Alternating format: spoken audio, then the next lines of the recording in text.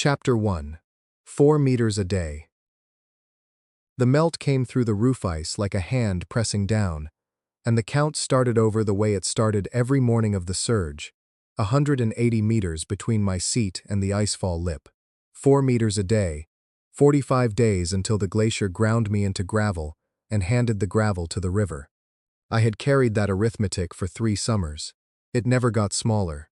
I had 44 mana to my name, and no name to spend it on. That was the whole of what I wanted, if anyone had asked.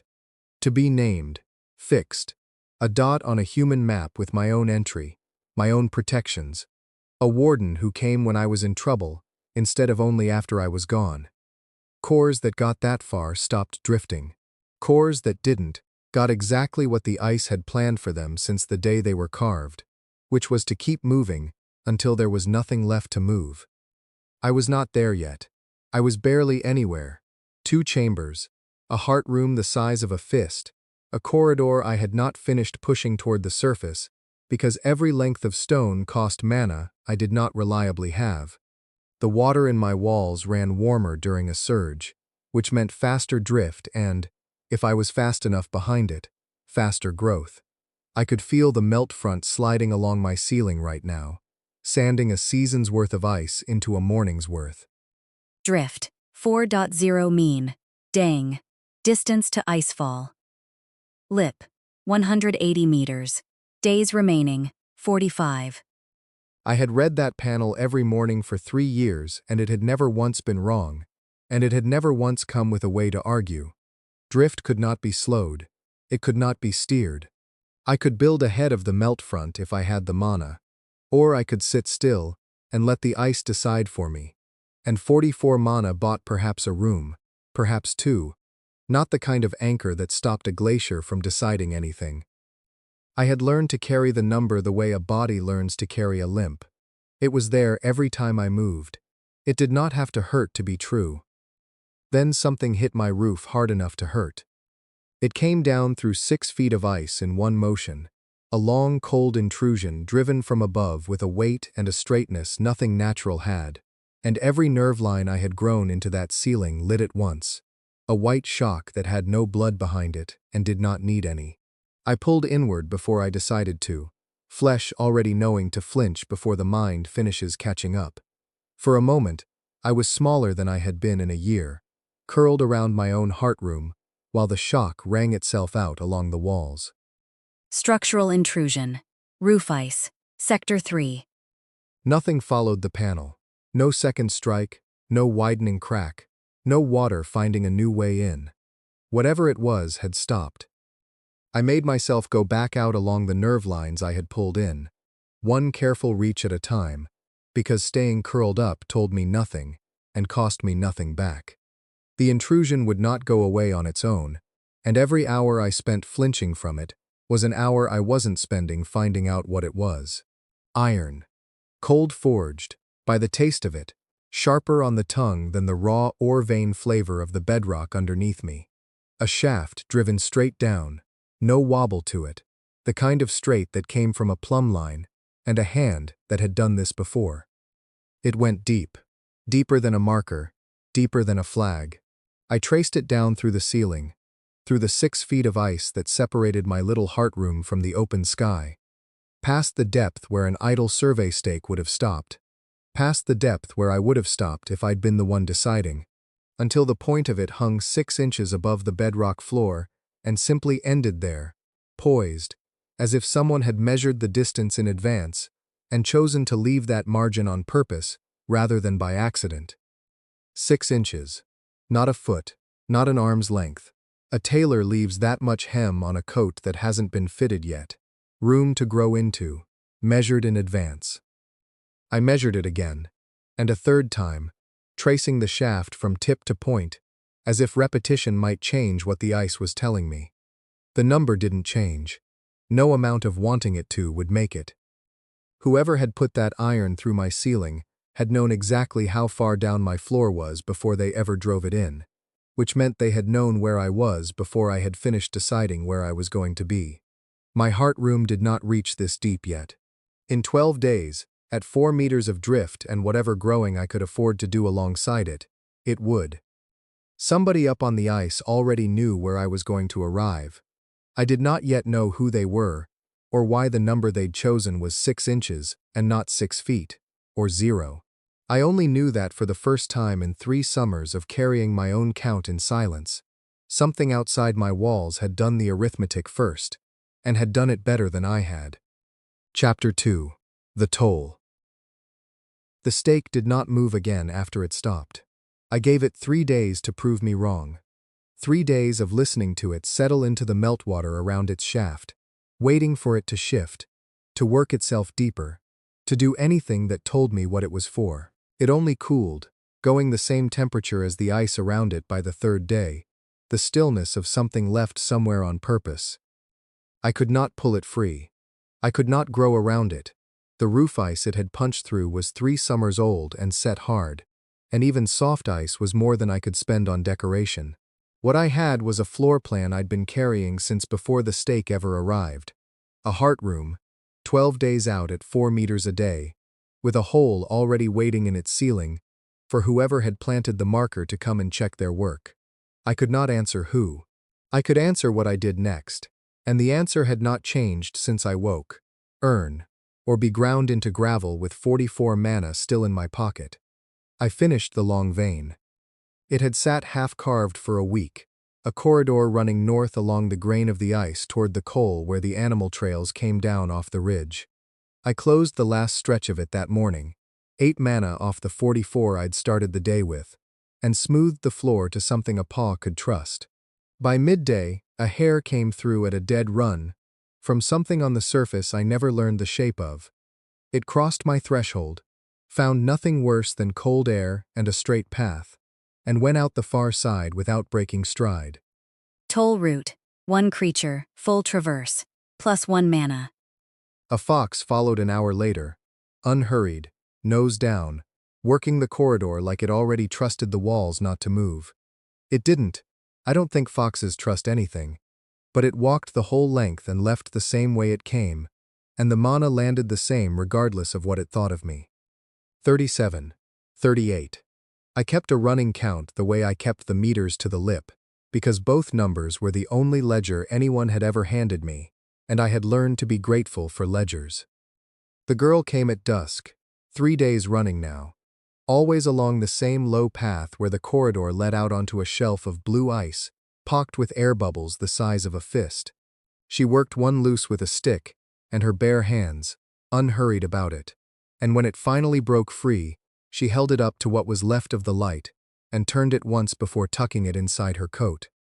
3 mana. For carrying out something I had made and she hadn't paid to enter. I didn't know yet that the system had a name for this rule. I only knew the number arrived warm, sudden, and unearned, and that she came back for another the next evening, and the one after. I was still deciding what to make of that, when the wolf came through the coal at a stagger, favoring a foreleg. Blood laid dark across the snow, in a line I could have followed with my eyes shut if I'd had eyes. It came into the long vein, because the long vein was there, not because it wanted anything from me, and it went down against the wall 6 paces in, and lay with its ribs working like a bellows with a tear in it. Kill rate. 5 mana per creature slain within dungeon bounds. Predatory flag accrues per kill logged. 3 flags trigger warden assessment. 5 mana was more than a week of hares. 5 mana was most of what I'd need to grow the next 10 meters of corridor, and the wolf was already most of the way to dead on its own. I would only be finishing an argument the mountain had already started. I ran the sum twice, then a 3rd time, like checking an intruder's arithmetic for a trick, distrustful of any math that came from inside me instead of outside. It came out the same each time. I wanted the 5 mana badly enough to check my own wanting for a catch. But a flag was not a number I could spend. A flag was a mark that stayed, and 3 of them brought a warden, and I had woken 4 days ago to an iron shaft aimed at a room I hadn't built yet, planted by someone who already knew my drift before I did. I did not know what a warden was. I knew that whoever had placed that stake had not needed one to find me, and I did not want to hand a second party a reason to come looking, on top of the first. I let the wolf breathe in my corridor until its legs found the strength to carry it back out into the coal, unhelped and untaken.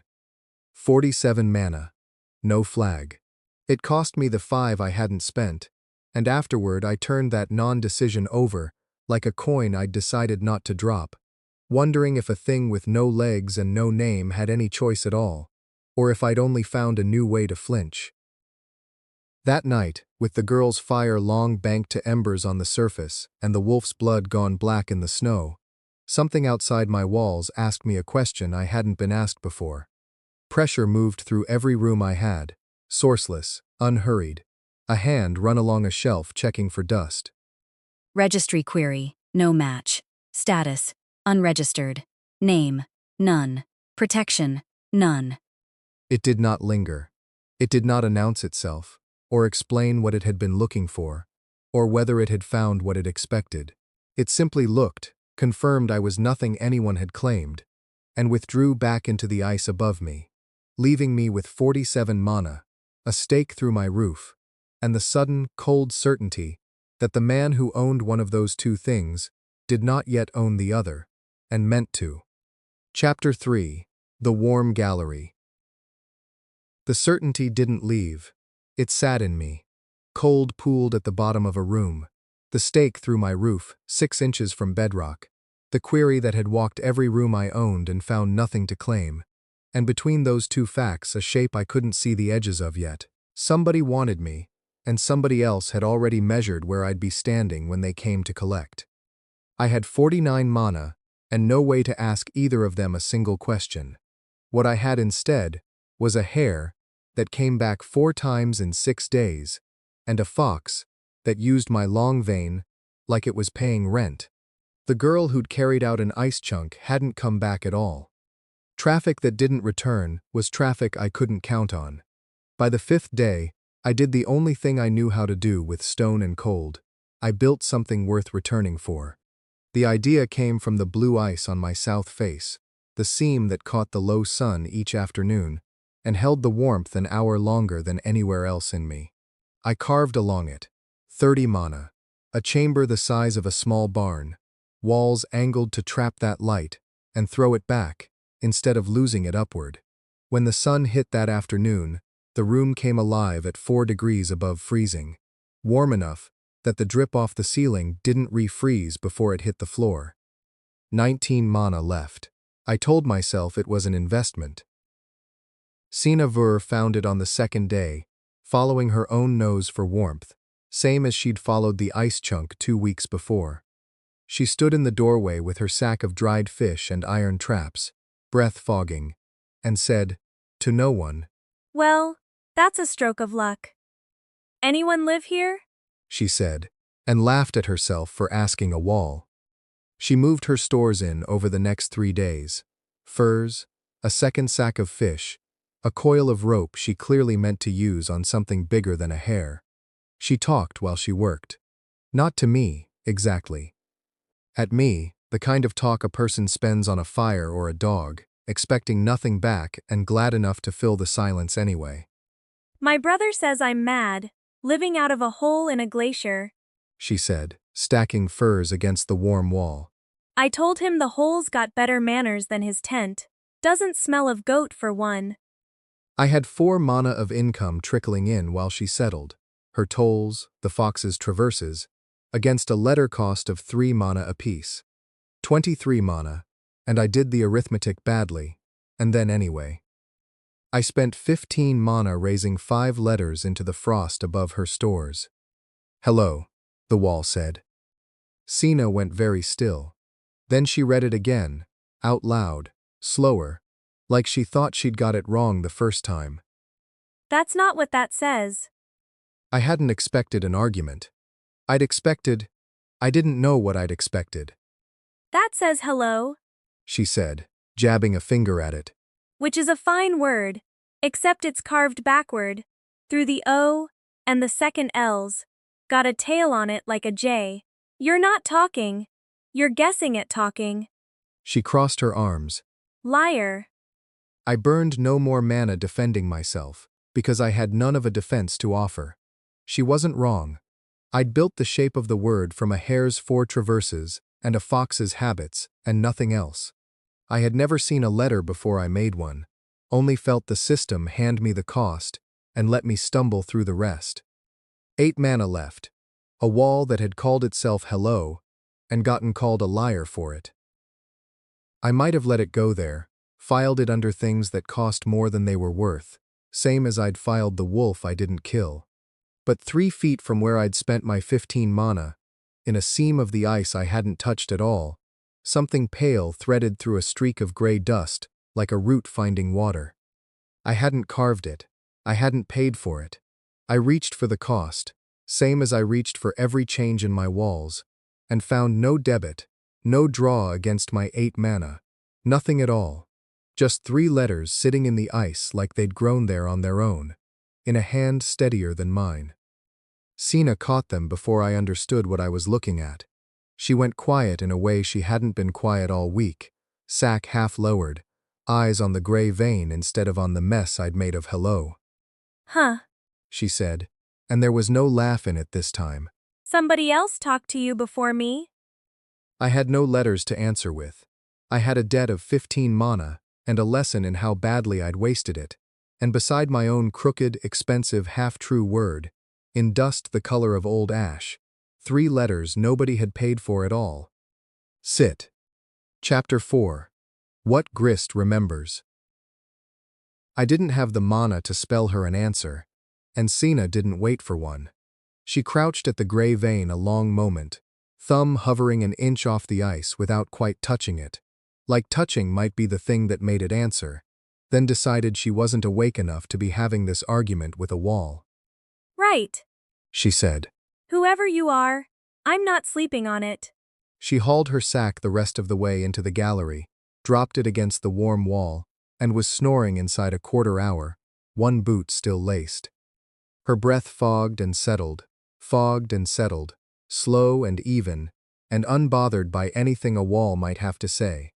8 mana to my name, 30 spent on the gallery, 15 more burned lying to her about a greeting I couldn't spell right, and every letter cost 3, so even a question was a debt I couldn't cover. I had nothing to spend, and nothing to say, and a stranger 3 feet from my own thoughts, who apparently didn't need paying. The meltwater found the vein before I did anything else. It always ran heaviest at night, when the sun quit working on the glacier's face, and the day's melt finally drained down through whatever cracks I hadn't sealed. And it crossed the gray dust the way it crossed everything, indifferent, just water going downhill. Except the dust took the water and did something with it. The 3 letters of sit smoothed to nothing, and in their place something moved that wasn't ice script at all. Not raised, not carved, just a tremor running along the vein like a plucked wire, and underneath the floor, a sound came up through 6 feet of stone that had no business carrying sound. A grinding, patient, worn-down voice. Small. You're small yet. I had no way to answer that didn't cost mana I didn't have, so I didn't, and the voice kept going anyway, in pieces, like it was dragging each phrase up a slope. Called myself Sill once, call myself Grist now. Less of me each year. Grist is what's left when the mill's done with the grain. I knew mills. I knew grinding. The drift had dragged me 4 meters a day closer to the lip every day since I woke, and the icefall waited 144 meters off with nothing between us to slow it down. What I didn't know was spawned, and children, and why a voice coming up through bedrock dust called itself kin to me before it called itself anything else. 9 of you. I made 9. You're the 9th. Last one I set down before the ice took the choosing away from me. 9. I turned that number over, the way I turned every number the system handed me, hunting for the cost hidden inside it, and found something else instead. A place in a line, an inheritance nobody had told me I was owed. 9th. Sill's 9th. 8 sheared off before I pinned. 2 before I understood what was happening to me. 6 after, room by room, while I held the rest together and told myself I was winning. Nothing I could afford to spell would carry it. I had a wordless want instead, and I pressed it toward her the only way I had. Attention. Whatever that was worth to something made of dust and memory.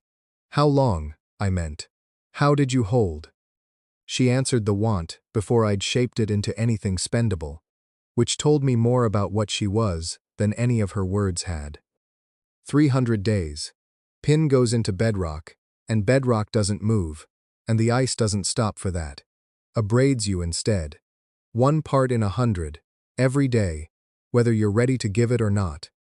I felt the whole glacier once the pin took, every crack in it, every place it was fixing to break, and I still lost a room a month to the sanding until there wasn't a room left to lose.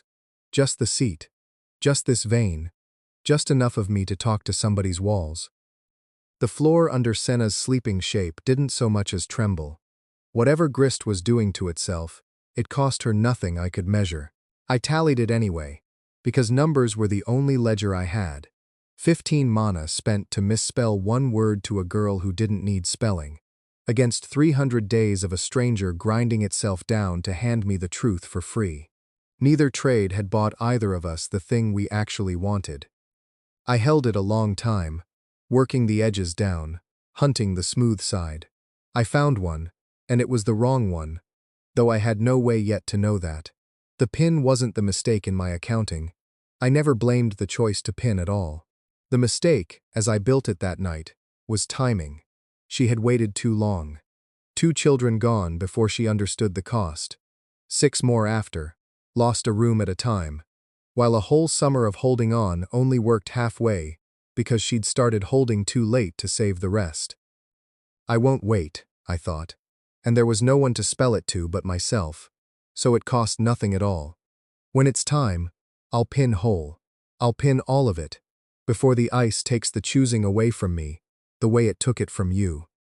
Outside, 4 meters closer to the lip than I'd been that morning, the glacier went on doing what glaciers do, unhurried, uninterested in what any of its cargo had decided to become. Chapter 5. 300 meters. 8 mana. I had weighed the number all night, testing it the way you'd test a stone for a foothold, looking for a shape in it I could use. A pin cost more than 8. It cost more than anything I had ever spent, more than the warm gallery and the long vein put together, though the system had never told me the true price, only that Sill had managed it once, and that once had cost her 300 days. If I meant to pin whole, the way I had promised myself in the dark, I needed to stop building forward and start banking. So on the 12th day I did the only useful thing I know how to do with a resolution. I counted what I had and left it alone. The iron stake was still lodged in my roof where it had punched through, 6 inches shy of stone the morning it arrived. Whoever drove it had said, without saying it, that my heart room's ceiling would stand under that spot in 12 days. 12 days later, to the day, the ceiling reached the tip and stopped, stone still and final. Nobody had guessed at a season. A stranger had counted a date, and the date had held. I was still holding that thought when the long vein cracked. 300 meters of packed corridor went quiet at its far end. All at once, my breath catching and staying caught. It was my oldest finished work, the first thing I had ever earned mana from. Everything past my walls comes to me as presence, or its absence. And this was absence, whole and immediate, where 300 meters of presence should have been. A third of my income, gone in the time it takes ice to decide it is finished holding a shape. Something in my chambers lurched, a shudder that ran wall to wall and had no cause I could point to, the way a floor drops out from under a person who trusted it and finds an edge there instead. I had built that corridor a length at a time, 8 mana a stretch, through days when 8 mana was the difference between eating and starving. The glacier had simply reached the point 300 meters up glacier of wherever my seat happened to sit, and taken it, without asking whether I was finished with it. I could have let the shudder run its course and stayed with it. Instead, I went and looked at the wound, because looking was the only thing I still knew how to do that cost nothing. The break was a single flat plane through 6 feet of packed ice, cut in one motion, sharper than anything a slow tear leaves behind. Tracing it wall to wall, The break ran straight through a line of small hollow pockets I had carved months back, air gaps left from an early attempt at drainage that never worked the way I wanted. The ice had not failed at random, it had failed along a seam I had already put in it, the way paper tears clean along an old fold. Structural memory. Carved voids seed shear planes. Void, 12 mana. A shear plane completing under glacial load takes 9. Spaced across roughly 200 meters. I held that a long while. Ice did not break wherever it chose. It broke wherever I had already told it to, without meaning to. Worth remembering for whatever I built next, and worth remembering most of all, for the pin. A seam left in bedrock would not heal itself either. The stub of corridor still inside my 300-meter reach, the part not yet sheared away, was of no use to me anymore, sitting there unfinished and unwalked. So I asked the system what became of a thing like that, if I let it go rather than waiting for the glacier to take it for nothing. Dissolve. Refund 1/3 of build cost, store pattern. Regrow from pattern. 1/4 of original cost. Nothing I had built, it turned out, was only what it looked like from the inside. Every corridor and chamber the glacier had not yet taken from me had a second value sitting under the first, one that survived even the shearing, if I was the one who let it go, rather than the one who had it torn away. It was still a wound. Knowing the price of it, knowing exactly what it had cost and what it had taught me, didn't make the long vein whole, and I didn't let myself pretend it did. I did not build forward again that day. I hoarded 8 mana, then 9, toward a pin I still could not afford and would not be able to for a long time, and called it progress only because it was the only kind I had left to claim, and because calling it anything else meant sitting with how far short of whole 8 mana actually was. Sina came back to the gallery a little after dark, boots too quick on the ice, breath ragged under them, wrong in a way that reached me before she ever crouched to speak to the wall. There's a man on the ice. She dropped her pack without unpacking it. She never did that unless she meant to leave again soon. Up past the second serac. Got a line staked, chain and pegs, walking it end to end, writing on a slate like he's pricing the place for sale. I had no way to ask what he looked like, not without spending letters I had promised myself I would not spend. So I waited, and she kept talking the way she always did when the walls were too slow answering. He wasn't talking to me. Wasn't talking to anybody. Just counting paces, writing numbers. My cousin asked what he was surveying for, and he told her straight out, no hedging, like it was already written down somewhere, and he was only reading it back. Said this whole shelf goes into the falls on the 45th day of the melt. Didn't even look up from the slate to say it. 45 days. That was the number I had opened my eyes to on the first morning of this surge. The whole span from the ice waking me to the ice finishing its argument. And it had sat unchanged in my ledger ever since, because I count from that first day, not from whichever day happens to be today. A man with a chain and a slate had no way to reach that number from the surface. Ice moving under his boots would tell him a rough month, a season to plan a crew around, nothing sharper. A season would have covered him. Instead, he'd landed on a single day, my day, the one I'd started counting from before he ever staked his line. He had my day, not a month, not a season. The one date I keep sealed at the bottom of my own ledger, the one I never say aloud even to Sena, and he had landed on it from the outside, cold, with nothing but a chain and a slate to work from. Chapter 6. The Man with the Slate. The answer came down a fixed line the next day, one boot after another, into the mouth of the warm gallery. Weight settled through the ice ahead of him, 200 and some pounds distributed wrong for it, boots planted like a man who didn't trust the ice under him, and had stopped apologizing for that a long time ago. He clipped off the rope at the sill, coiled it without looking at his hands, and stood in my south-facing chamber, breathing out steam that caught gold in the light I'd carved the walls to hold. Halvard Breck. I didn't know the name yet. I only knew the count he'd handed Senna on the surface. 45 days. My day. Arrived at from nowhere, a man standing on top of ice should have been able to reach. Well, He said. To no one. To the walls. To himself. you're a deep one. He walked my corridor from the entrance to the back wall and back again, unhurried, a man measuring floorboards before he named a price. Boot heel, a low count under his breath. 6, 7, 8, pacing off what I'd built. He stopped at the join where the long vein met the gallery and pressed his palm flat to the ice.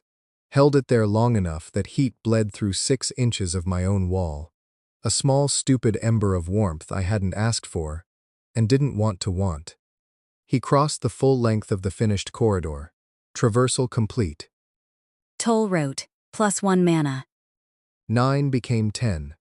I'd earned it off the man who'd named my death to the day, and there was no winning in the taking of it. Sound. He said, knuckles rapping the wall the way he'd rap a beam, listening for the note it gave back. Sound. Sound. A different note, flatter, and his knuckles paused there, went back, rapped it again. Somewhere in the tapping he let slip, half to himself and not meant for me at all, that his sister's boy rang the chapel bell down in Ordvik wrong on purpose most mornings, just to hear his mother swear at him from the mill window, the one unguarded thing he said all day, and gone again before I could hold it properly. He didn't write anything down. He didn't need to. A man doesn't need paper for a decision he's already made in his knuckles. Sina was in the store's alcove, flat against the ice with her knees drawn up, gone quiet and small, hoping stillness read as absence. I know you're there, girl. He said, not turning. Ver's daughter. Come out, where I can see you. I'm not going to eat you. I'm not stealing anything. Sina said, which was not what he'd asked, and came out anyway with her chin up like the accusation had already been made, and she'd already lost the argument. Didn't say you were. He looked at her with the same weighing look he'd given my walls, and something in his face eased half a degree.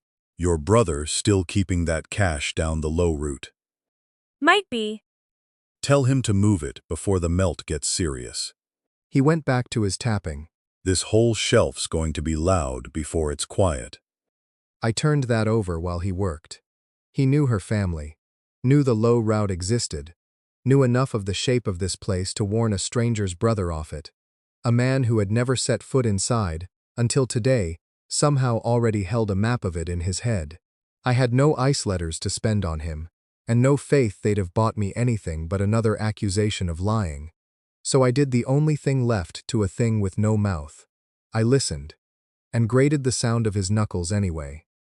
Better, worse, better, the way a student reads a teacher's silence for a mark no one had agreed to give. Grist stirred in the vein before I'd finished the thought, meltwater ticking through gray dust the way it did when the sun found that side of the ice.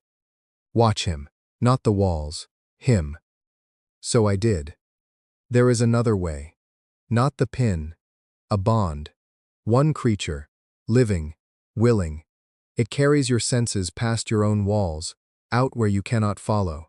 2 mana a day, spent whether you sleep or wake. And every wound your rooms take, it takes half. In its own flesh, not yours. The shape of it landed before I understood why she was telling me now. With the man still standing in my hall. A way out that wasn't a way out.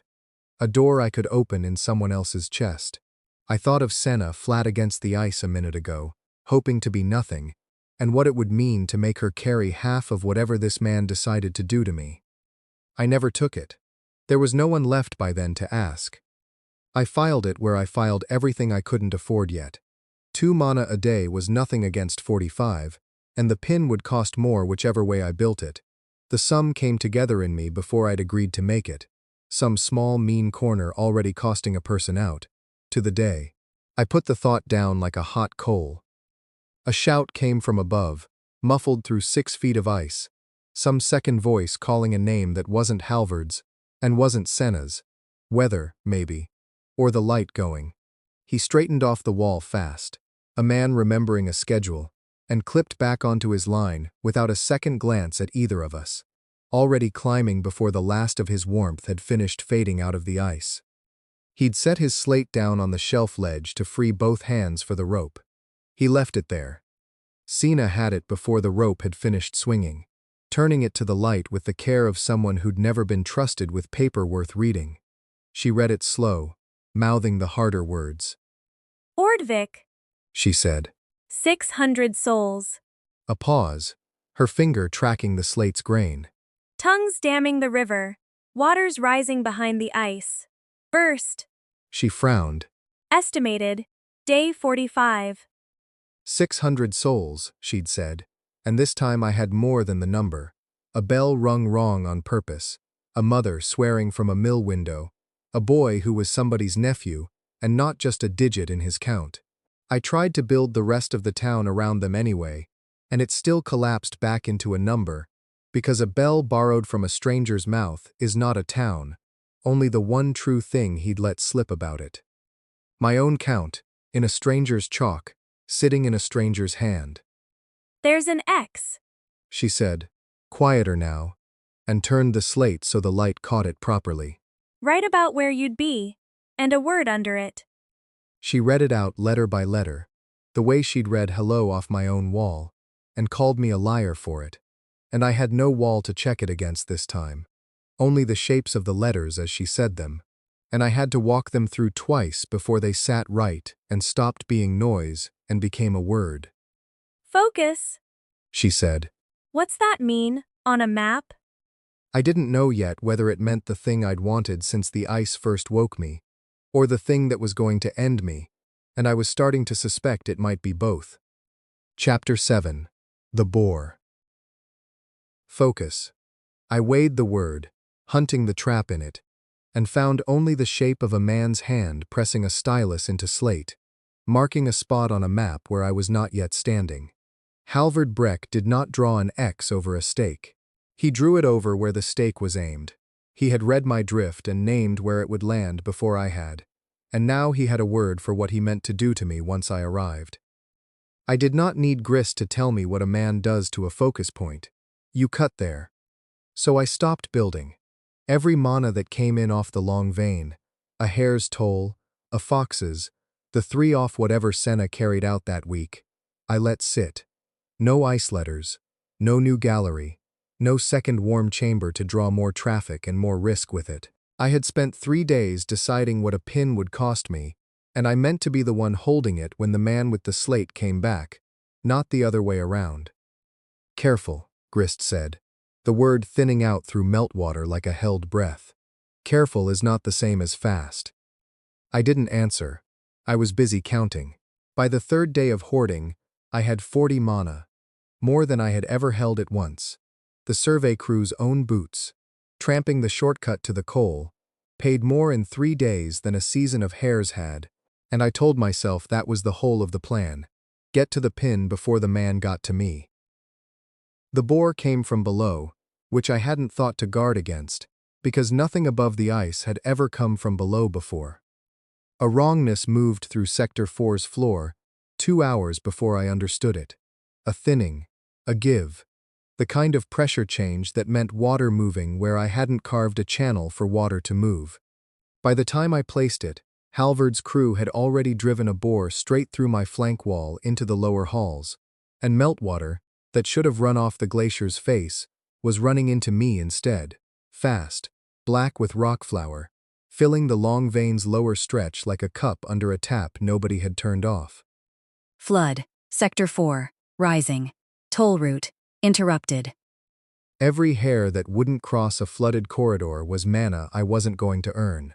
And under that, smaller and colder, lay where the water was headed, the side cut off Sector 4 where Sina's brother kept his winter stores, dried fish, and a sack of the last barley her family could spare, wedged into a dry ledge because a dungeon's walls didn't rot food the way a cellar did. I had a number for what it would take to stop the water before it reached that ledge. I would have needed every mana I held to raise a wall across the low corridor, quick and ugly, and gone the moment the melt eased. The pin would cost more than that, whichever way I built it. I held the 40 mana where it was. Sill would have understood, I told myself, and did not ask Grist, because some part of me already knew what she'd say. Sina came down at first light, before the water had even finished rising, her feet on the flooded stair before her voice ever carried down to me. Move. She said, to no one, to the water, and went in anyway. She dug for 3 hours, and I had her the only way I ever had anyone, through the cold press of her body against my walls, the drag of her arms through water black to the elbow, the ledge collapsing sand and grit into her hands every time she thought she'd found the shelf. I could have told her the exact moment the current would slack enough to make the digging easier. Depth wasn't mine yet, but water pressure moved through my own stone the way everything did, and I knew. I didn't spend the mana to write it on a wall for her. I had already decided what the mana was for. She came up with 1 sack, and it had been in the water long enough that the barley inside had gone to paste, and the fish had turned soft and gray the way meat turns when it's been drowned instead of cured. She held it against her chest anyway, the way you hold a thing after it's already ruined, because putting it down first would mean admitting that. He was saving this for after first snow, She said, to the water, or to me. I couldn't tell which anymore. I had 40 mana that would have raised a wall in front of that ledge 2 hours before she ever climbed down the stair. I did not tell her that either. She stood at the base of the stair, long enough for the water to stop dripping off her sleeve, and then she went, and for the first time since she had started camping in my gallery and talking to my walls out of boredom, she went without looking at them. Not the frost where hello still sat half-melted from the letters I'd botched. Not the gray vein where sit had appeared for free. She climbed the stair, and the light changed at the top the way it always did when someone left, and then it didn't change back. I had 40 mana toward a pin I still didn't know the true cost of, and a corridor that had just gone quiet in a way it had never gone quiet before. The particular silence of a route nobody was walking anymore, human or animal both, and no way yet to know how much of my toll had walked out that stair along with her. Chapter 8. Nobody Walks a Drowned Road. By the 4th day, the empty roads had already answered a question I hadn't let myself count out loud. 2 travelers total, a hare that didn't finish its traverse, something ate it before the tunnel's far mouth, and a fox that did, paying out its single mana like it owed nobody an apology. The gallery I'd carved warm enough to hold a girl's boredom stayed warm for nobody. Hello had melted out of the ceiling days ago. Under the gray vein, sit sat where it always sat, and nothing new had been added beneath it, because nobody was there to add it. 40 mana toward a pin, and the drowned low route wasn't paying forward another inch of it. 2 roads left, and both of them lied. The low route stayed a lake until the melt eased, months off. The high route ran wide around the flank, adding a day's walk for anyone coming up from Ordvik, a day most wouldn't spend on a hole in the ice that had never had a name to walk toward, so I cut a 3rd one. 8 mana. A corridor punched straight through the flank between them, the shortest line I could draw without crossing the 300-meter limit that had already taken the long vein once. 32 mana left. A bet that traffic would rather cut through unknown ice than walk a known long way around it. Traffic took it. Not the traffic I wanted. The wolves came up through the shortcut on the 2nd night, 5 of them, and by morning, they'd found the warm gallery and decided the same thing Senna once had, that it was worth staying in. I had no way to ask them to leave. I had ice, and stone, and a corridor built to move creatures through, not out. I tried the polite version first. A wall of packed snow across the gallery's inner mouth, cheap, meant to read as a dead end and turn them back the way they'd come. They dug through it in under an hour, unbothered, the packed snow no more than something to lean into and clear. I dissolved what was left of it, rather than leave broken snow standing as a monument to a bad idea. Dissolve. Pattern retained. Partial mana returned. Not the whole cost back. Pattern only gave up what shape it still remembered, but enough to know the system kept a ledger on unbuilding too, not only on building. 2 nights after that, a hare came up the new shortcut on its old feeding path, and didn't finish the traverse either. Then a fox, mid-corridor, the exact spot my toll used to clear. Their deaths registered inside my own walls the same as anything else did. Not pain, just a fact in stone. Prey converted into a smell that told every other prey animal not to come this way again. My income didn't drop to zero. It dropped to a number with nothing behind it. Because what still walked my halls mostly lived there now, prey included. I narrowed the corridor to a crawl a wolf's shoulders couldn't clear. 2 of them turned back at it. The third one didn't turn back so much as force it, and the ice gave before the wolf did, and it came through anyway, bleeding along one flank, meaner for the trouble. The polite version had failed twice now. The pack wasn't going to read a third attempt as anything but weather. I picked off the 2 that ranged farthest. A young one asleep near the shortcut's throat. A second caught alone in a dead-end branch I'd carved for exactly that purpose, and never told anyone about. Both times I closed the passage around them with no more intent in it than falling ice would have carried. No more than a door swinging shut. Both times that was a lie, and it held up for exactly as long as it took the system to disagree. Kill rate, plus 10 mana. Predatory flag set, 2 of 3. Counting again, the meltwater said, thin under the new corridor's floor, and nothing after it. Like even Grist didn't have a way to finish that one kindly. 2 flags wasn't 3, I told myself. A den wasn't a war. Then the pack leader came looking for the 2 that hadn't come back. This time it came to the gallery mouth itself, wide enough that I had no narrow place left to close on it. No snow wall it hadn't already learned to shrug through. It stood in the one passage connecting the shortcut to everything I still had standing. It was deciding whether to hold that ground for good. I had one wall left fast enough for the job, at the gallery's inner throat, thick enough to seal for good instead of for an hour. I didn't want the 5 mana that came with using it. I wanted the number after it even less. But a pack denned at my only working entrance was a route nobody would ever walk again, and 32 mana toward a pin wasn't going to grow itself out of a corridor with nothing alive in it. I shut the wall. Kill rate, plus 5 mana. Predatory flag, 3 of 3. Warden assessment scheduled, day 30. Thank you for your cooperation. The line sat in my awareness, polite and procedural. Already decided. The same as the registry query had been, once. Back before I had a wall worth flooding or a name worth taking. 9 days before someone with the authority to unmake me came to look at what I'd become, to survive being drifted, flooded, and denned in the space of 3 weeks. 47 mana, a corridor with a dead wolf sealed into it, and no way left to argue I hadn't earned every flag I'd been handed. Chapter 9. Grave Iron.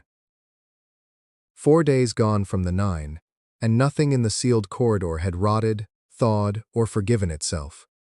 The wolf was still back there under a skin of new frost. I counted him the way I counted everything else now.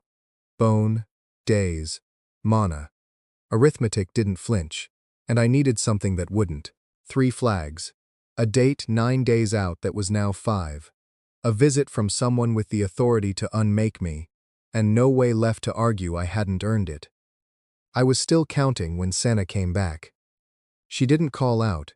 She waded into the ruined stretch of the low route where her brother's cache had been, knelt in silt gone the color of old tea, and started sorting through what the flood had left behind.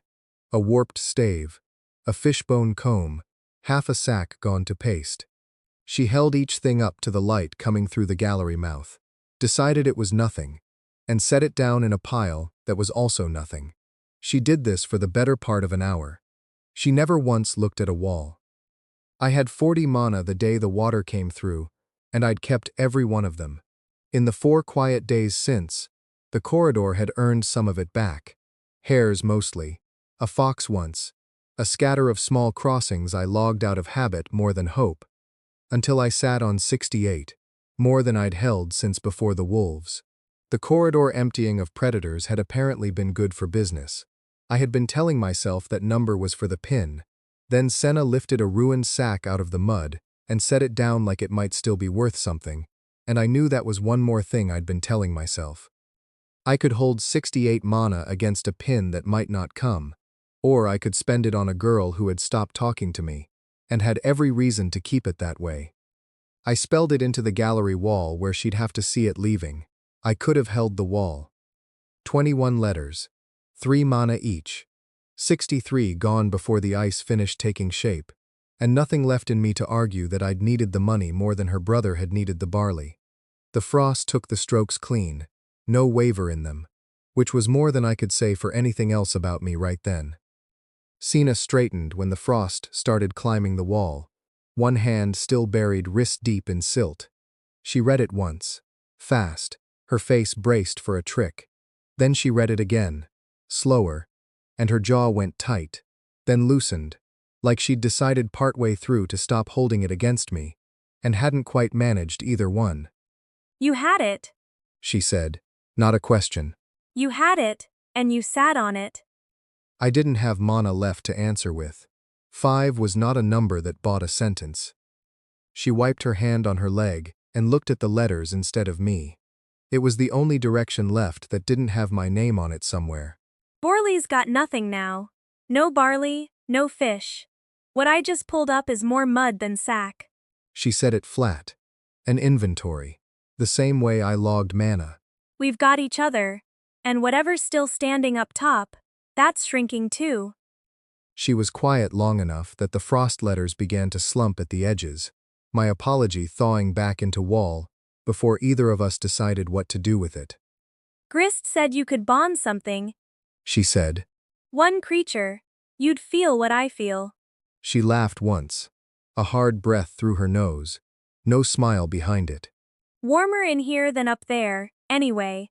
And if the wall bleeds when you take a hit, I'd rather know than guess.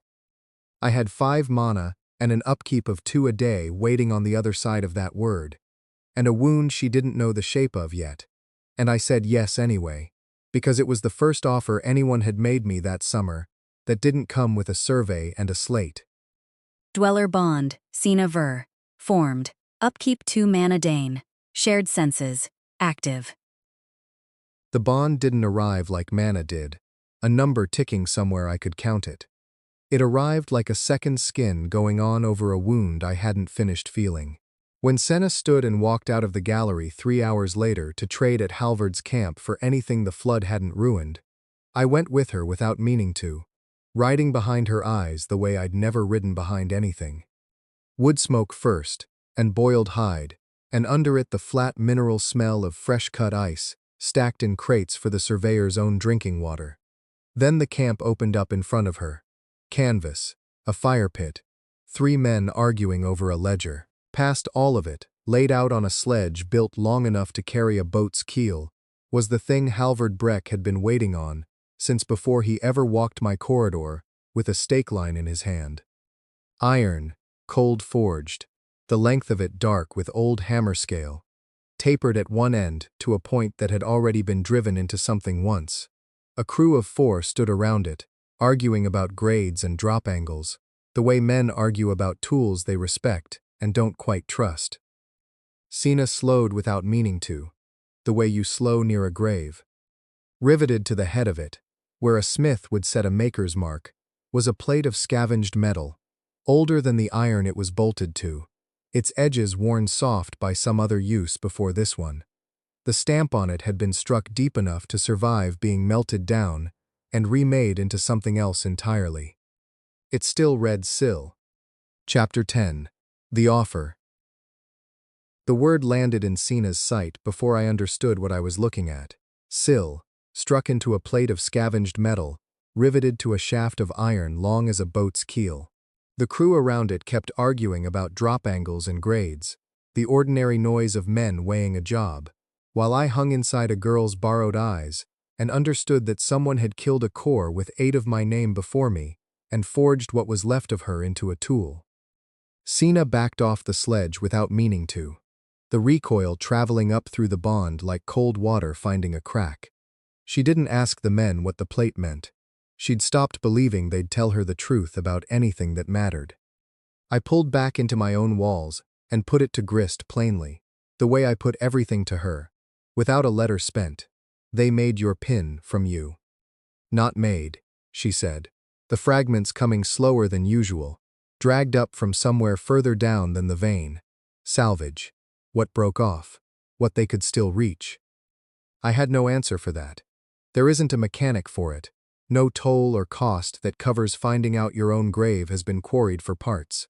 I sat with it the rest of that day and told myself it changed nothing.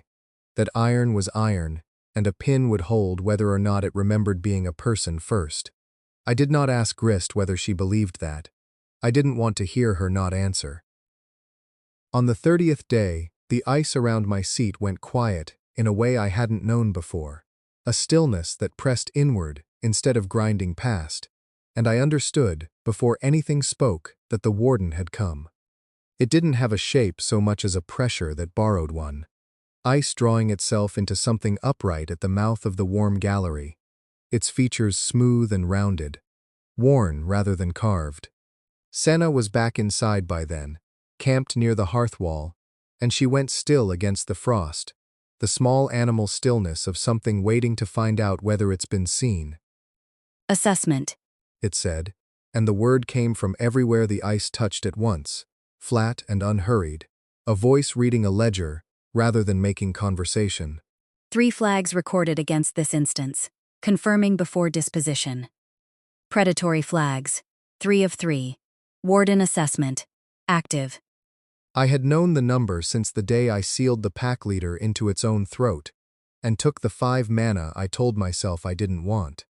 Hearing it read aloud was different.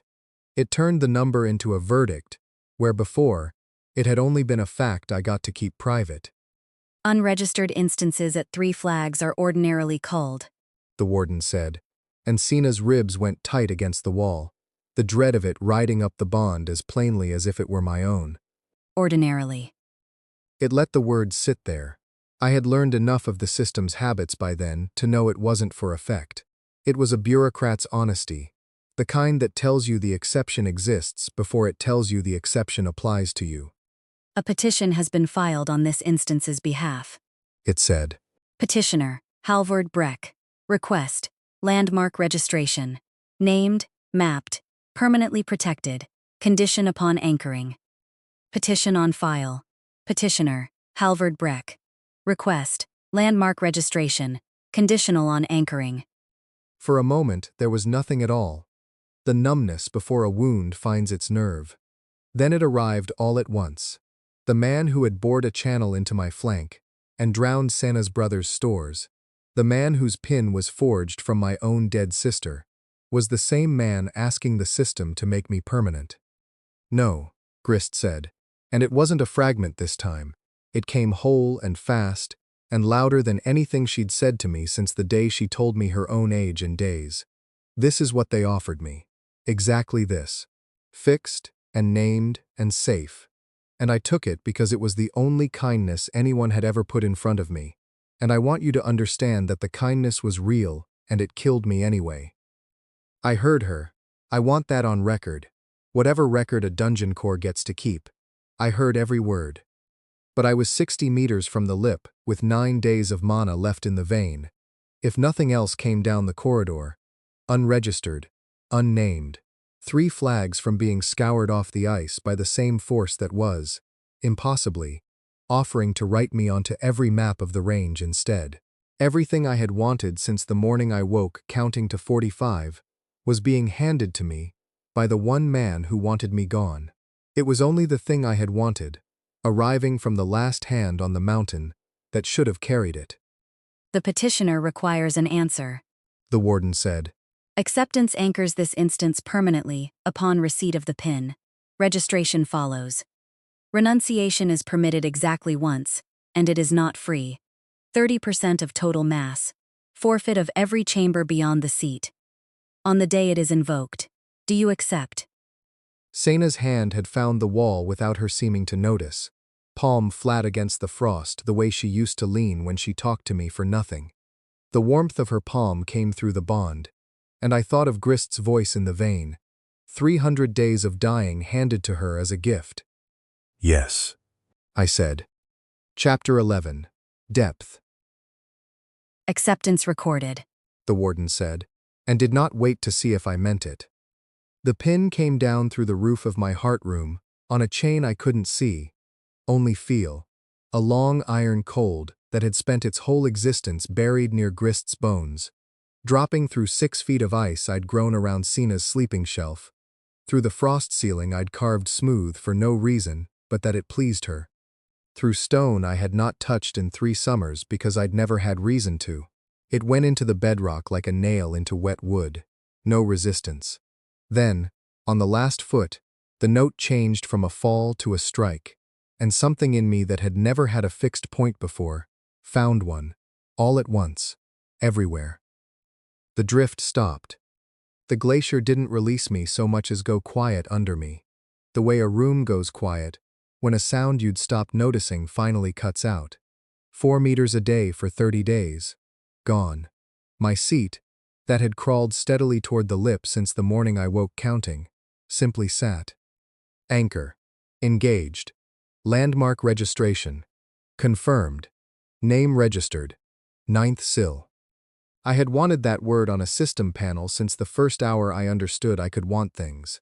Now it sat in front of me the way the stake had sat 6 inches from my floor, and the wanting didn't answer back the way I'd thought it would. Sina's palm was still flat against the wall, and under it, through the bond, a small flinch she didn't voice. The pin's strike had come through the stone into her hand like a knuckle rap from an iron bar. That hurt, She said, and pulled her hand back, cradling it against her chest and glaring at it like it had gone behind her back. I didn't know it would do that, I said, which was true, and which didn't make it better. The grinding started before the warden's party had finished coiling the chain that had lowered the pin, a sound I hadn't had a name for until I had it. Not the crack of shearing ice, not the pop of a cold night settling. A slow, continuous drag, stone deep, with a catch in it every few seconds like a wheel finding a burr. Nobody had to tell me what it was. The glacier that used to carry me now had to go around me, and every grain of it scraping past my anchored walls took a little of me with it. Abrasion, 1% core mass per cycle. Ongoing. 1%. The arithmetic ran itself before I could stop it. The same reflex that had counted meters and days since the morning I woke. 100 cycles to nothing, if nothing else touched me first. Grist had lasted 300 days on the same toll, dwindling to a vein of gray dust I could still hear breathing in the meltwater. I was smaller than she'd ever been when she pinned. I didn't finish that comparison. I put it down before it finished itself. Underneath the grinding, something else was arriving. Depth. It came the way the toll route rules had come on the day the long vein finished. A sense I hadn't had a slot for until the pin gave me one. The glacier opened to me whole. Not my rooms, not my walls. Not the wolf den corridor or the warm gallery's cooling stone. The entire grindle, miles of it. Every plane where the ice strained against itself and the bedrock beneath, laid out like a map made of pressure instead of ink. Somewhere in that map, threaded along the sharpest of its planes, ran the pale gray line of Grist's dust. It wasn't scattered by chance. It had been laid 200 meters down glacier, exactly along the stress field the tongue would fail on, a line surveyed and marked before it was ever bled into. The tongue below me was a long tapering weight, dammed against the river gorge, holding back water that had been rising behind it since the melt began, and I knew its weight the way I knew my own floor. I went looking for Halvard's numbers in it, the way I'd look for a familiar room. Day 42. His charge, laid along a stress line he'd walked and tapped and priced like a man who knew ice. He was wrong. The charge itself was sound. It would do exactly what he'd built it to do. Cut the tongue clean along the seam he'd chosen. But the tongue wasn't going to hold until he got there. A slow separation had already started 200 meters downstream of anything Halvard had surveyed. A crack running its own schedule through ice that had been counting down since before I woke. Day 45. My day 45. The number I'd carried since the first morning. The number the surveyor had spoken like a fact he already owned. He hadn't guessed at me at all. It was the tongue's own arithmetic, and somehow he'd had it right from outside while getting it wrong about what it meant. Because his charge was aimed to send the failure into the empty side valley, away from Ordvik, and the tongue, failing 3 days early on its own terms, wasn't going to break along his line at all. It was going to shear across the river channel, straight at the town. I held the fact the way you'd hold a coal too hot to set down. Grist. I said into the vein, and got no answer, only the meltwater running the way it always ran, indifferent, and Senna's breath beside my wall, waiting for whatever had gone quiet in me to come back and say something she could use. Ordvik drowned either way. Halvard's charge on day 42, or the ice's own failure on day 45. 600 souls got the river, regardless of which hand pulled the trigger, unless someone moved the brake. And I was named now, mapped, protected, a permanent point on every chart of the range. Bolted to the floor of the one glacier that was about to prove it didn't need my permission to move. Chapter 12. Proof. Smoke and wet wool. Rope creaking against the stake line. That was the camp. 40 men's breath fogging over a low fire, and I had it secondhand through Senna's eyes, because that was the only way I had it at all. She stood at the edge of Halvard's fire with her hands jammed in her sleeves, and said the number I'd given her. Day 45. Senna said. Same as yours, except it doesn't go where you're cutting it. It goes into the river channel, straight at Ordvik. Halvard didn't look up from the chain he was coiling. 45. He said. Funny. That's my number too. I did the surveying myself, girl. With instruments. Not a hole in the ice that talks to you when you're bored. A couple of the men near the fire laughed, the easy laugh of people who'd heard this before and knew their part in it. Go home. Tell your friend in the wall, thank you for the weather report. I had all of it.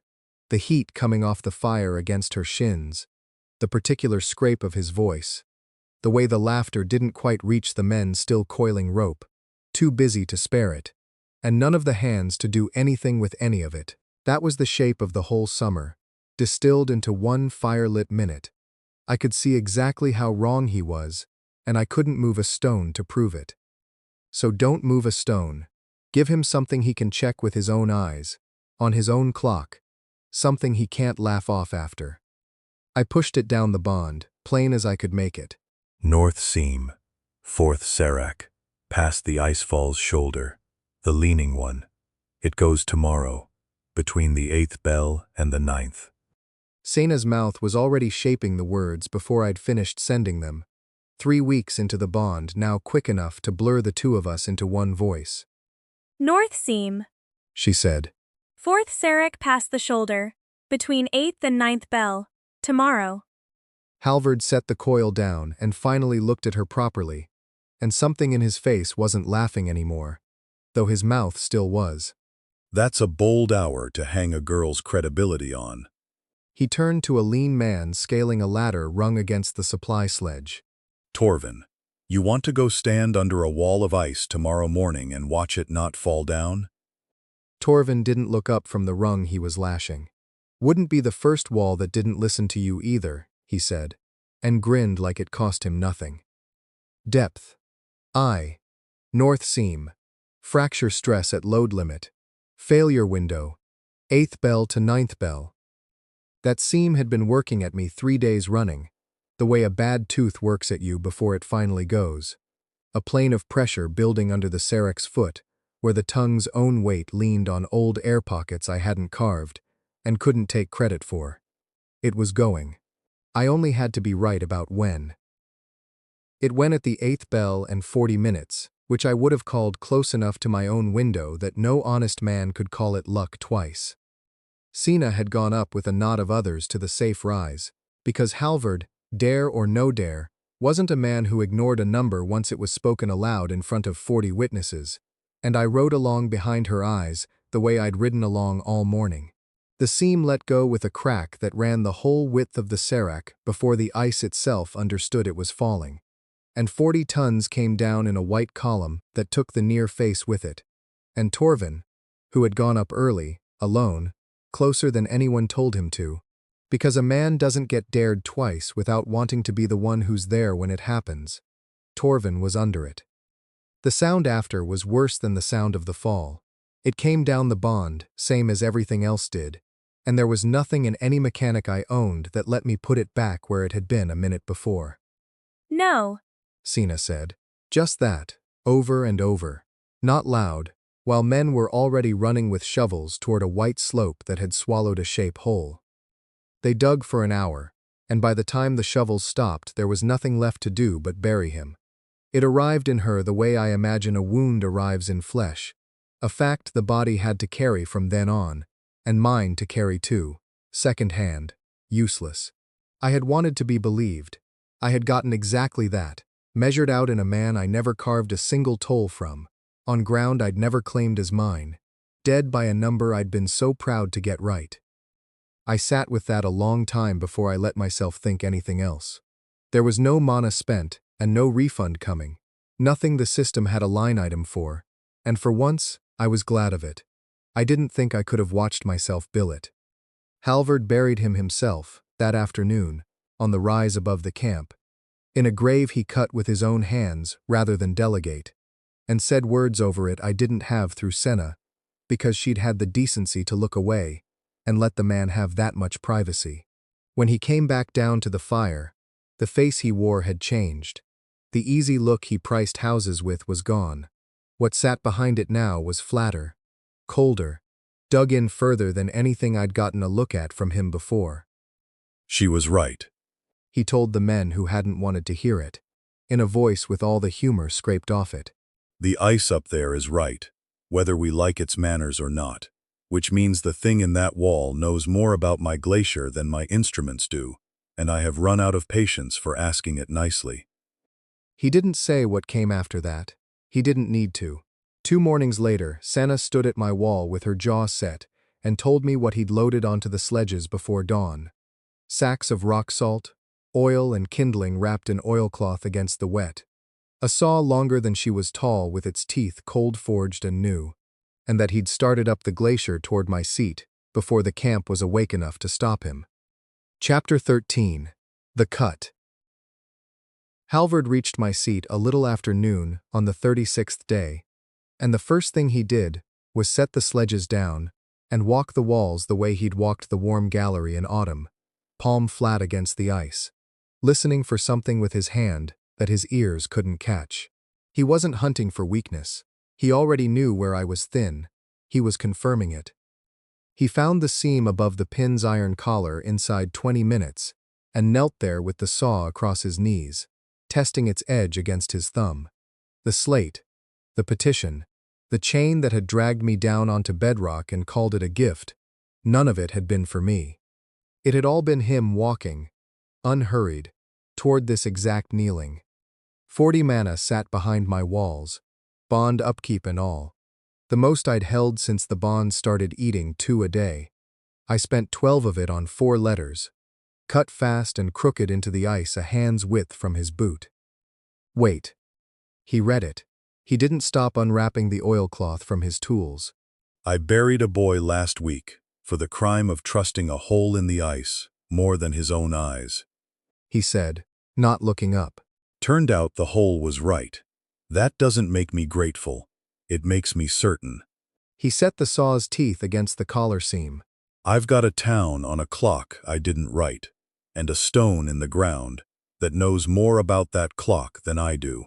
I'm done asking it nicely for the time. He drew the first stroke. I had been carved before. Voids, corridors, whole galleries hollowed from my own body at my own instruction. And none of it was like this. A void was a room I chose to empty. This was iron teeth finding the exact seam where I met bedrock and forcing themselves between, and I could not close a passage on it, could not seal it, could not do anything but be a wall while a man patiently took it apart. 28 mana behind me, and every letter of it useless. Pinned sounds like standing, if a man says it slow enough. Nobody asks the wall's permission to lean on it, and nobody had asked mine. Half of it went somewhere else. A thinning, water drawn off through a second channel I hadn't dug. Through the bond, The other end of that channel was already running, already hurting, 300 meters downslope and closing fast. Sena had left camp before the light came up. The first stroke of the saw had drawn a line across her own ribs, and she'd been running uphill on it since, and now she came through the low entrance with her breath tearing, and no plan in her at all beyond getting between. Stop, She said, and it came out too small for what she meant by it, so she said it again with her whole body instead, throwing herself into the gap between his shoulder and my wall. Sena. He pulled the blade back on reflex, too late by half a stroke, and the ice he'd already scored gave along the line he'd cut, a slab the size of a door dropping clean, and catching her across the forearm and shoulder on its way down. She didn't scream. She made a sound lower than that, a sound with no breath saved for volume, and went down against the wall with her arm folded wrong against her chest, and the bond poured the rest of it into her without asking either of us. My wound and her wound, both halves finally in the same body, because there had never really been two. Sena. He was on his knees beside her now, saw forgotten in the frost, hands hovering over the arm like he didn't trust himself to touch it. Sena, look at me. She looked at the wall instead. Her mouth moved and no sound came with it. He got an arm under her and lifted her clear, laid her on the driest patch of floor he could find, and for one long moment he didn't move at all. Saw and salt and oilcloth spread around him like a man caught between two jobs and equal to neither. Then he picked the saw back up and went to the seam and finished the cut.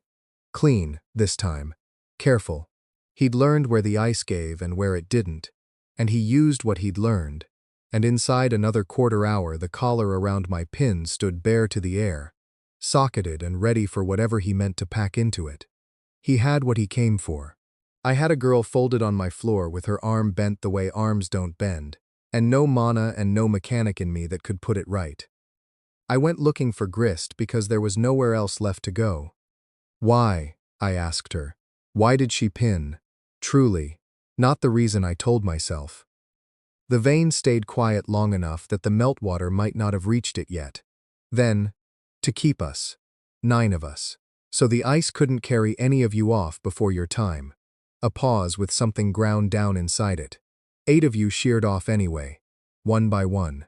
She held on so hard she watched every reason for holding go past her, and she never once let go to follow. A woman bolted to a floor, watching everything she loved get carried past her reach. That was what I had called protection. Halvard was packing his tools when I found the last of my mana, 28 minus 27, and I spent every letter of it into the ice by his boot, before I could weigh what 1 mana left in the world would buy me.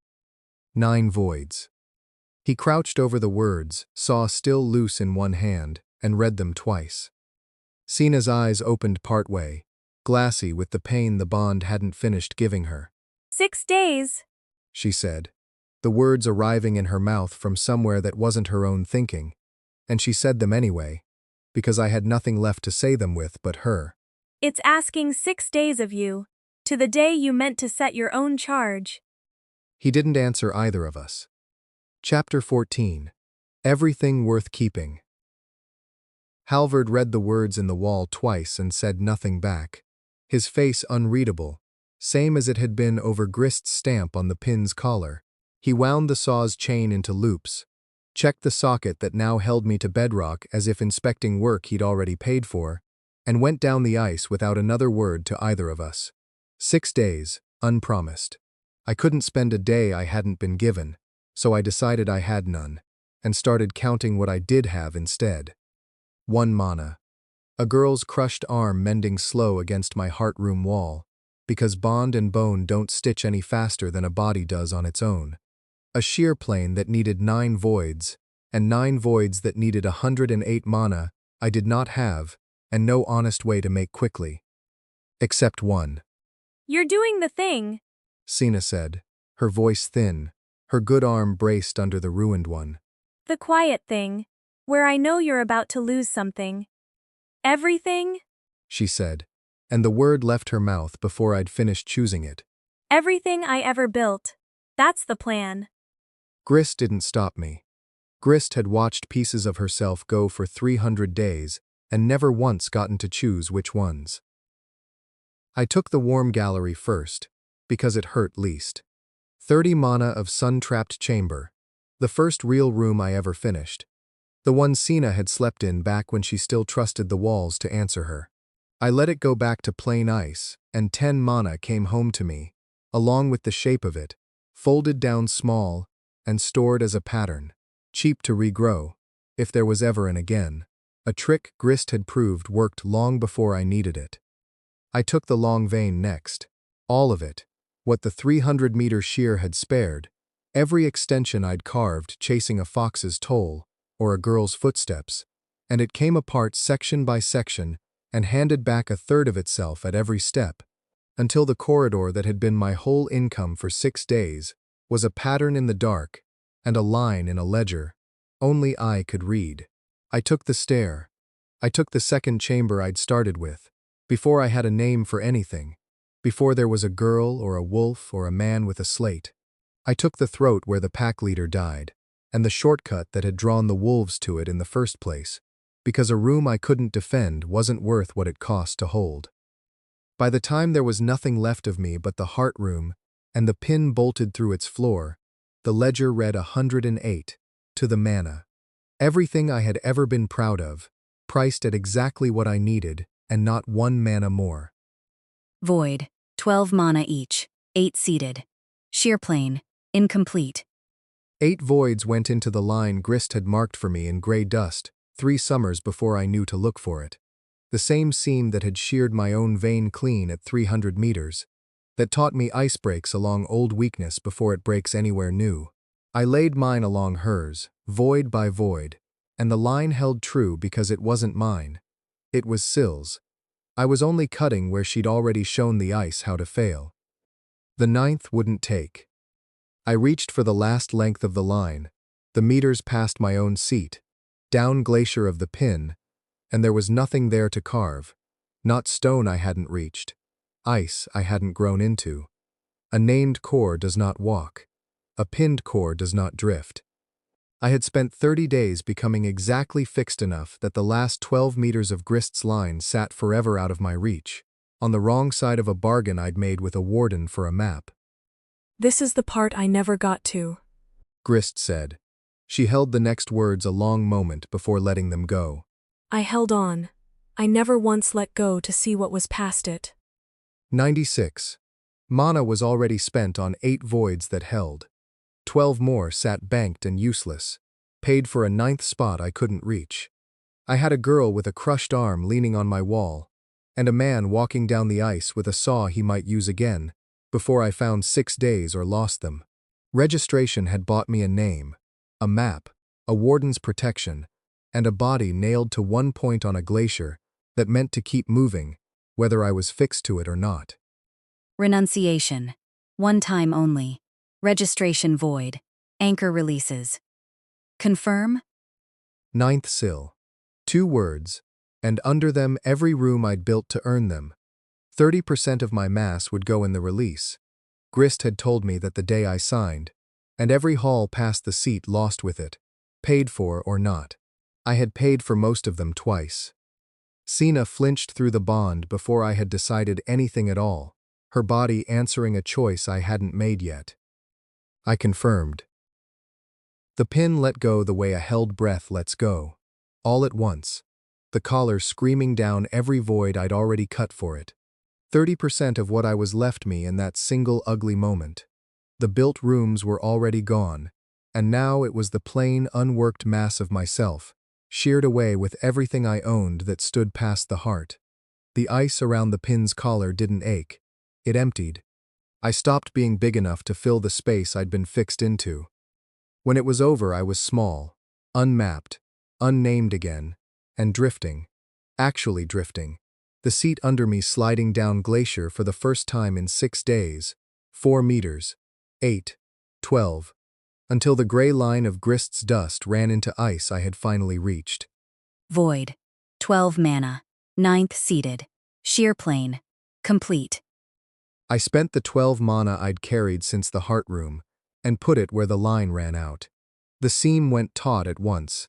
8 voids old and 1 new. A single plane running clean into ice I had never touched before. And it held. You're moving. Sina said, her voice splitting down the middle of the word, half of it wanting to run, and half of it already running toward me instead. 9th Sill, you're moving. Below us, the Channel Halvard's crew had bored into my flank 18 days before, the one that drowned Borley's stores, cut wrong, aimed at nothing but my lower halls, found the seam before either of us did. It had been waiting 18 days for somewhere lower to go. The 9th void gave it one.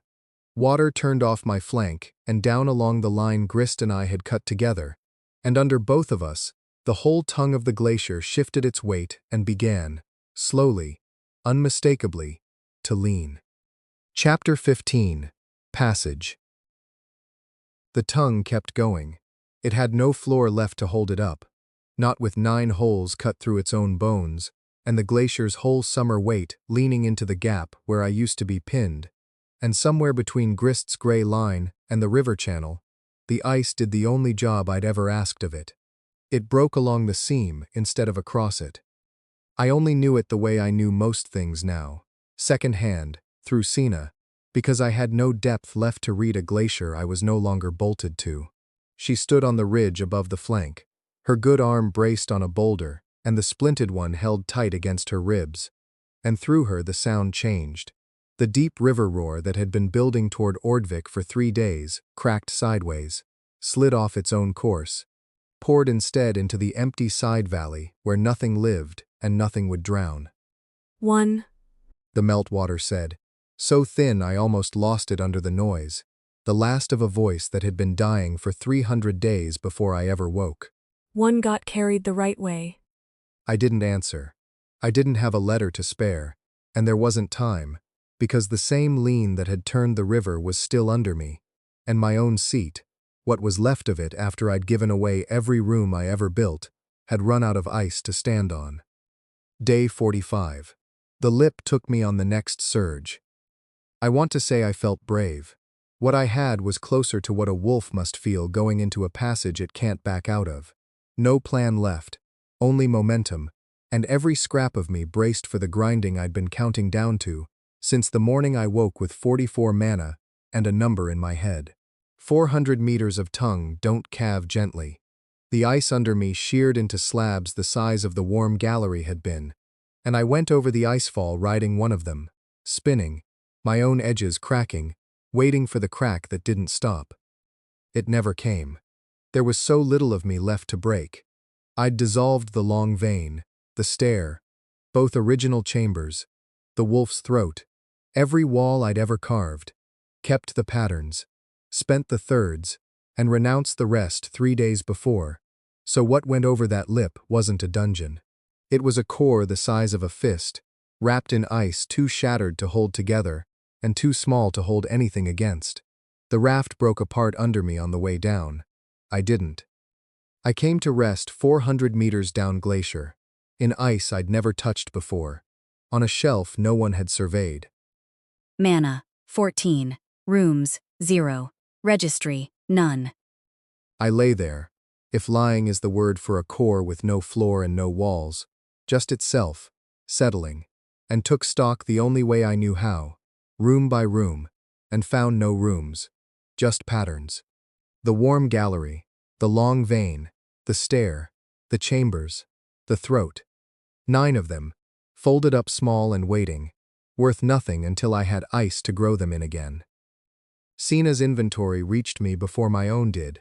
The arm Halvard saw had half taken from her, splinted and slung, throbbing worse when she moved too fast on the scree. Borley's hand steady on her shoulder, though he gripped it hard enough to bruise, checking the splint twice before he let go. Scared 10 years off me, he muttered, cursing her the whole climb down. You'll pay every one of them back. She was healing. She was also, for the first time since the flood, not looking for me on any wall. Grist didn't say anything else. Past the new ice, into ice I'd never carved and never would, there was only water doing what water does when nothing's shaping it. Whatever was left of Sill had run out down glacier of me, or up glacier, or nowhere at all. Either way, out of reach. 3 days earlier, that would have stopped me cold.